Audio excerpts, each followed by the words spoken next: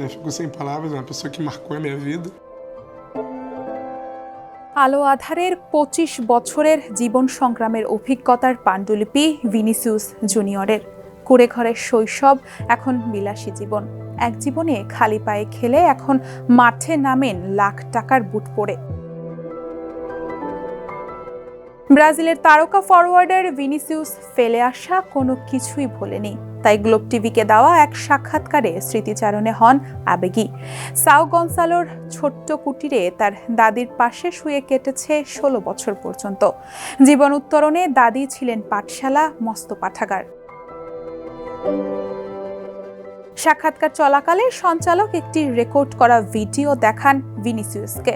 তার দাদি ডোনা নিলজার শোনাচ্ছিলেন নাতির গল্প।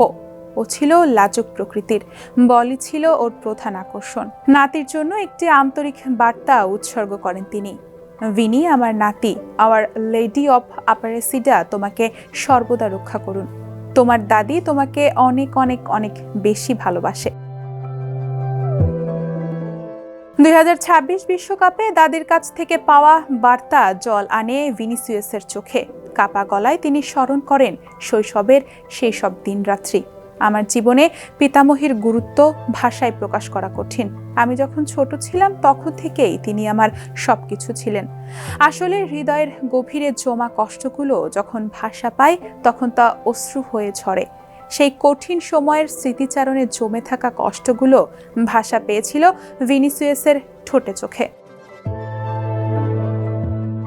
স্মৃতিকাতর ভিনি জানান, আজও তাকে নিয়ে বলতে গেলে ভাষা হারিয়ে ফেলি। তিনি আমার জীবন গড়ে দিয়েছেন। তিনি এমন একজন যিনি আমার জীবনে ছাপ রেখেছেন। আমি প্রতিটি মুহূর্ত দাদি ও আমার পরিবারের সঙ্গে বাঁচি, যারা আমার স্বপ্নকে সত্যি করার জন্য সবকিছু করেছে। ভিনিসিয়াস শুধু ফুটবলটাই ভালো খেলেন না, জীবনবোধও প্রখর। মাঠে বর্ণবাদের শিকার হয়ে প্রতিবাদী হয়েছেন। ব্রাজিল উইঙ্গারের প্রত্যাশা, আমি চাই আগামী প্রজন্মকে আর বর্ণবিদ্বেষের যন্ত্রণা সহ্য করতে না হয়। তার কণ্ঠে মিশেছিল প্রতিজ্ঞার সুর। মাঠে নিজের সেরাটা দিতে চাই, সাফল্যও পেতে চাই। তবে তার পাশাপাশি তরুণদের অনুপ্রাণিত করা এবং যাদের কথা বলার সুযোগ নেই সেই সব কৃষ্ণাঙ্গ মানুষের হয়ে কণ্ঠস্বর তোলাও আমার দায়িত্ব।